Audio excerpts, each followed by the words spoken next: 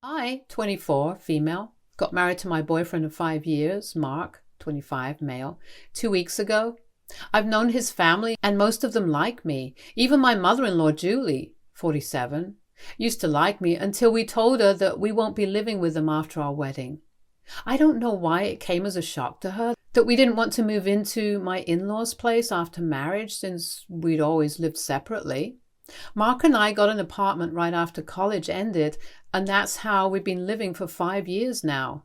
His parents have a trucking business and are pretty comfortable, so they have a two-story house of their own with enough rooms for themselves, their kids, and their grandkids too. It had been designed by my husband's grandpa, and then his dad had added more rooms as their own family grew, so the house means a lot to them. Mark has two sisters, one older by 3 years and one younger by 2 years. His older sister has been married for 3 years now and even has a 1-year-old son. She's continued to live at her parents' house with her husband and son and my younger sister-in-law who lives with her parents. So it was expected of us to live with them too. But they never discussed it with us and just took it for granted that we'd be living with them. After the engagement, while we were preparing for the wedding, that's when my mother-in-law brought this up with me, and I told her that we wouldn't be moving into their house after the wedding. She just casually asked me when I planned on shifting our stuff from our current apartment to their house so she could start cleaning the rooms because Mark's room hadn't been lived in since he left for college. Then I told her we weren't moving, and she seemed surprised, as well as my father-in-law, but he didn't say anything, and neither did Mark's sisters. But Julie had a lot to say about it and lectured me for about half an hour about the importance of family values, that I shouldn't be breaking a home apart, and also that if I didn't live with them, it would become very difficult for me to handle a baby on my own and survive my pregnancy by myself. So I gave her some more bad news at the time and told her that this wasn't my decision alone. It was Mark who didn't want to go back because he liked living with me in our apartment, and soon enough, once we were financially better off, we'd probably move into a house of our own. It would take a few years, but it would happen for sure. Mark wasn't present in the room at the time of our discussion. When he came back, Julie took him aside to speak to him in private. I knew it could be nothing good since her face was already very sullen after I told her that we wouldn't be moving in with her, and then after a while I heard faint noises of shouting coming from their room, so I knew that they were fighting about this. When Mark and his mom finally came back to the living room, both of them looked extremely upset, and Mark announced that we were leaving very abruptly. On the drive back home, he told me that he and his mother had had this conversation earlier as well, and he'd always maintained that he wouldn't be moving back to the house at any point because he didn't like living with a bunch of people. He didn't hate his family like his mother was making it out to be, but he needed his privacy and he needed this time alone with me. Even at our own house, Mark would occasionally retreat to the bedroom to read in silence or just have some alone time, and I do my thing in the living room. It wasn't necessary for us to be fighting to get some me time, and we believed in letting people have their space, which is why Mark and I found it so easy to live together because we didn't constantly smother each other. However, his family, and especially Julie, was guilty of doing exactly that. So he knew that living with his family in their house would mean that he would have to constantly make sacrifices with his personal space, privacy, and time throughout his life like he had to do in his childhood, and even in his teenage years. His mom always had this never-ending need to know what her kids, and especially her son, were up to at every single moment in the day, and it all felt a little crazy to him because he didn't think it was fair for her to constantly intrude and meddle in her personal life, which she'd do in the past. Like go through his stuff when he wasn't home and even occasionally use his phone or computer at home. When he'd confront her about it, she'd dismiss it by saying that she just wanted to know so she could protect him because she loved him, and he ended up having to accept it because he'd start feeling overwhelmed and guilty while asking for some space from his mother who seemed to love him so much. He wasn't willing to make those compromises anymore during his adult life as well, and that's why he'd moved out in the first place. After the fight with his mother about where we'd live once we were married, he and I didn't speak to his mother for some time, although we kept in touch with the rest of his family. They'd been wise enough not to meddle here. But then a couple of weeks later, Julie came to our apartment to make things right. She apologized to both of us for assuming things and then arguing with us about it in the months leading up to our wedding. We fixed things and were back on good terms for the rest of the days. Our wedding went beautifully without a hitch, and we thought everything would be just fine. But that's not how it's been for the last few days after our marriage. 2 days after our wedding, Julie called us in the middle of the night and told us that she was having trouble breathing and would have to be rushed to the hospital. We told her we'd be right there, but she insisted that we come home first. We were in a state of panic, so we didn't question, and both of us drove as fast as we could to my in-laws' house. Upon reaching there, we were told by Julie that her breathing issues had subsided and she felt kind of better, but said that we needed to spend the night there so she could feel better. We were almost 100% sure that she just cried wolf to trick us into coming over and spending the night there. But we didn't say anything because nobody else in the family was saying anything either. We didn't want to offend her in case she was telling the truth, so we spent the night there and left the next morning. Then this happened again a couple of days later, and this time she said that her nose was bleeding profusely and it refused to stop. This time we were prepared and told her that we'd meet her at the hospital, but she said that she wasn't going to the hospital because she was too exhausted and had their family doctor come over to see her. Once again, she insisted that we come over because it apparently made her feel relieved and safe. I don't doubt that it does, but it was beginning to feel really manipulative at this point. And of course, when we got there, she was perfectly fine. We couldn't even say anything because she hugged us and told us that she was so happy to see us. It's very difficult to call someone out for lying and manipulating us when they're squishing you with their hugs, and yet again, we spent the night at their house against our will. By then, we'd caught on, and I think so had the rest of my husband's family because they just stand there like silent spectators while Julie would welcome us. So all of us knew that we'd been deceived and manipulated into coming over to spend the night, but nobody said anything.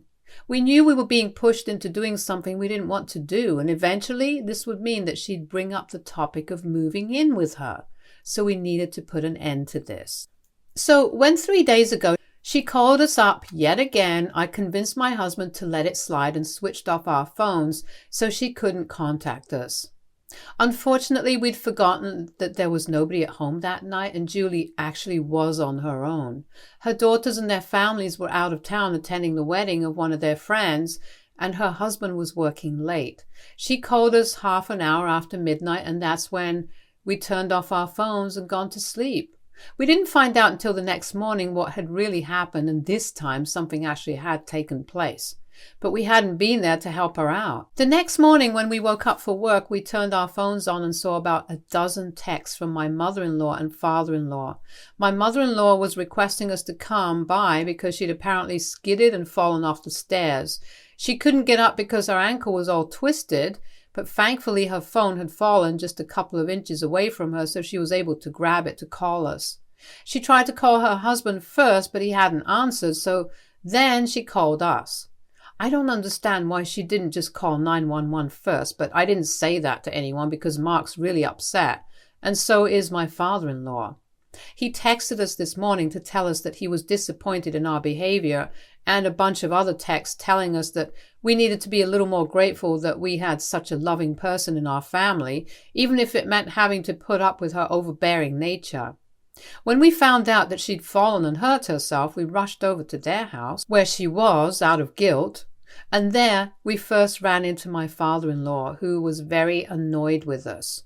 He told us that she'd eventually called 911, had to be taken to the hospital all on her own, and driven back home by a bunch of strangers with none of her loved ones. His phone's battery was dead, so he hadn't been able to receive her calls, and we turned our phones off on purpose. There was no point in her calling her daughters since they weren't even nearby, and so she just had to deal with this all on her own with none of her family by her side. And she was very upset about it. He warned us that she was in no mood to talk to Mark, but he insisted on seeing her, mostly out of guilt and because deep down he did love his mom. I liked Julie too, but I just didn't want to live with her. We went ahead anyway and decided to speak to her so we could apologize, but we'd underestimated just how pissed she was at what had happened. As soon as we entered her room, where she was resting, she yelled at us to get the hell out and that she didn't even want to see our faces right now. I left the room because she seemed a little too hysterical, but my husband stayed and tried to pacify her. I could hear everything from outside the door, and he was trying his best to explain the situation to her. He told her that he'd forgotten that everyone else would be busy that night, and so he'd switched his phone off, but we'd only done that after she called us the first time, so she knew that we'd switched our phones off to avoid her.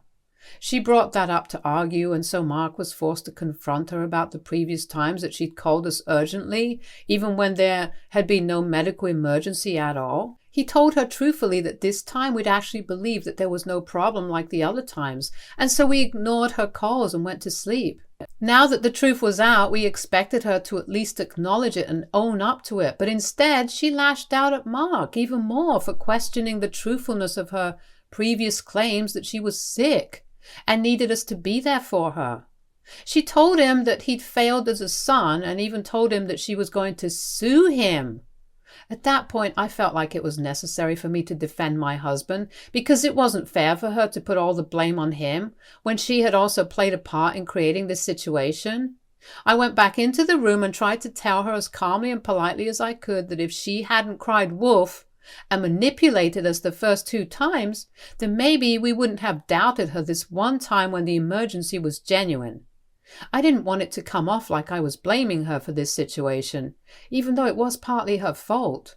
So I tried to make it sound like we were all at fault here, so we could just be done with this. She waited for me to finish and glared at me while I was speaking, then told me that she didn't even consider me a part of her family, so me turning up or not made no difference to her anyway. That stung, but I still didn't back down, and I told her that whether or not it mattered to her, both my husband and I were sorry about what happened, but it would be unfair for her to threaten us with a lawsuit when she'd made some mistakes here too. She ignored that altogether and went back to talking to Mark and told him that she needed some time to think and wanted us both gone right now. Mark was very disappointed, and so was I. We left the house, and while I headed to work, Mark went back home. I moved on with my day, but I still felt bad about what had happened. It's been 2 days now, and while I've been able to go back to normal, Mark is still upset, and he's taking this very hard. I tried to talk to him about this and insisted it wasn't really his fault. But he said that he feels awful about what happened with Julie and is taking all the blame himself. Nobody else from his family has reached out to check up on him either, and I thought that that was odd, so I decided to call my father-in-law to talk about this. This morning we spoke, and he told me that Julie was still upset and he didn't think apologizing right now was going to help. He wasn't supposed to tell me this, but she was actually really angry, more than sad, and was planning on going no contact with Mark. I was a little alarmed when I heard that because I felt like if she cut him off, then part of that would be my fault too. I don't think what happened was entirely our fault, and so the way that Julie was acting made me feel like she was taking things too far. I know how sad Mark is, and he's beating himself up for this. And because he feels bad about it, I feel bad about it too, because I was the one who convinced him not to answer Julie's call the other day. I had my reasons, but even then, I don't understand what to do now. AITA for convincing my husband not to answer my mother-in-law's call after she manipulated and tricked us into staying over at her place by pretending to be sick 2 times previously. Update 1. Hello guys. Firstly, thank you for commenting and reaching out to us. I didn't expect so many people to read and react to my post, but I'm thankful that you guys did. I made my husband go through the comments on my original post too, and now he's finally feeling a little better since most people agree that he wasn't wrong in ignoring his mother's calls.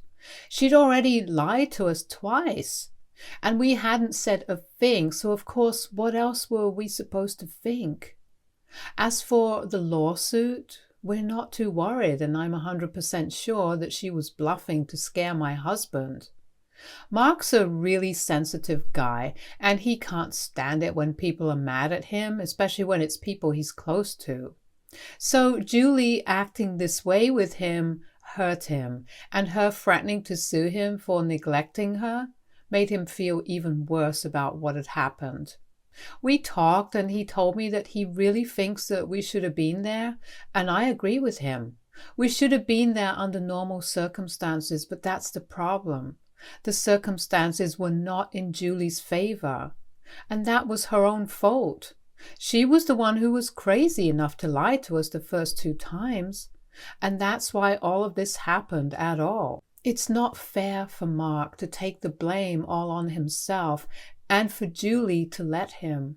A good mother would never have put us in a position like this at all. I'm not denying that Julie loves Mark, but her way of expressing it has been really skewed and totally messed up. I don't think it's healthy, and so Mark and I have come to the conclusion that now if she does want to go no contact, then we should probably let her. There's not much that we can do, because she's already made up her mind about this. He apologized several times now, but she refuses to see him or even talk to him. And I think she's actually waiting for us to move in with her to compensate, but that's not going to happen. She cannot guilt trip us into moving in with her and living in the family home, because we'd made it very clear right from the beginning that all of us living together under one roof was never on the cards for us. I've been living away from my parents ever since college, and so had Mark. And we like it that way, so we're not going to do something we don't want to just so that Julie forgives us. Most importantly, because the thing that she's making us feel so guilty for isn't even our fault. Mark has said that he's going to stop trying to contact her now, and if she does reach out to him to talk to him, he's going to keep it civilized, but he's not going to entertain any demands that she's bound to make. Update 2. It's been close to 9 days since we last met Julie, and she yelled at us both for disappointing her. In my last update, I said that Mark and I were not going to contact her or apologize to her anymore, since we weren't the ones who were completely at fault here. And we'd thought that she would be the one to reach out to Mark if she didn't hear from him for a while. Turns out that we were right about all the things that we'd guessed, and she had indeed been planning to hold that one incident against us to make demands that we probably would have given into had we not already discussed the possibility of her trying to guilt trip and manipulate us into moving to their house. Today she called Mark while he was at work, and he answered since it was during his lunch break that she called. She told him that she'd thought things through and had decided to finally forgive us both for screwing up colossally, and Mark thanked her. Then she went straight to business and said that even though she had forgiven us and understood our side, she now wanted us to move in with her, so something like this wouldn't take place again. At that point, her agenda was pretty clear. She wanted to first make us feel guilty for whatever had happened, and then use that guilt against us to manipulate us into doing her bidding. It was sly and calculative, which is something I never would have expected from Julie, because in the past she'd always been really sweet and supportive of us. But now she was demanding that we move in with her, or else she'd be forced to go no contact with us. Mark said no without missing a beat and told her that he appreciated her forgiving us. But he also stood up for himself and reminded her that she'd lied to us twice already before the incident, and us deciding not to show up when it counted had a lot to do with her previous attempts to lie to us. So it wasn't fair for her to dump the entire blame onto us and act like she was flawless in this situation. She got mad and called him ungrateful and selfish, and then went on to accuse me of turning him against his own family and forcing him to choose between the two. That's never been the case, and Julie knows it, but she just needed a scapegoat because she didn't want to believe that Mark was his own person now, and wasn't obliged to spend every living moment with his mom. She couldn't handle that, and so she dragged me into their argument, which made it even bigger. After Julie started talking crap about me, Mark disconnected the call without another word because he knew there was no point in trying to talk to her anymore. She'd made up her mind and wasn't open to listening to anyone else's perspective, and besides, he didn't want to waste his lunch break arguing with her. He told me about all of this a couple of hours ago, and I'm glad that he chose to stand up, not just for us, but also for himself. I know it must have been really hard for him because he grew up in an environment where family was everything. He'd been taught right from his childhood that family comes first, and he was never supposed to do anything that hurt his family. But something that he said today while talking to me about all of this touched me. He said that his mother was his family, but I was also his family, and he needed to stand up for me more because I was the family he'd chosen to have, and he owed this to me. I don't cry easily, but that made me tear up a little bit because it was just really sweet. Him and I are probably not going to hear from Julie or the rest of his family for a while now because she was really pissed off on the call. But we're honestly okay with that. Update 3. Hey guys, it's been almost a week since my last update, and Julie has been acting pretty horrible, but she hasn't said or done anything to us directly yet. She's blocked both of us, so we can't see her posts and stuff. But she has been sharing a lot of sad posts on Facebook and claiming that she's lost a really important member of her family. She isn't naming Mark, but when people, mostly her relatives, are texting her to check on her, she's telling them about how heartless Mark is and how I'm responsible for tearing their family apart by poisoning him against them. She hasn't told anyone how she tried to manipulate us first so we'd come live with her, but sure, we're the bad guys. It's fine with us though, because most people are coming to us with this to ask if it's true, and once they get the whole picture, they don't believe Julie anymore. She's always had a tendency to exaggerate things, so nobody's taking her seriously. I don't know how she takes herself seriously, to be honest, but whatever. Mark's happy and so am I, so none of these things should matter to us anymore. We're trying not to let her pettiness get to us, but if she messes with us on a personal level, then she'll have hell to pay for. Stay tuned for more stories from our girl relationships.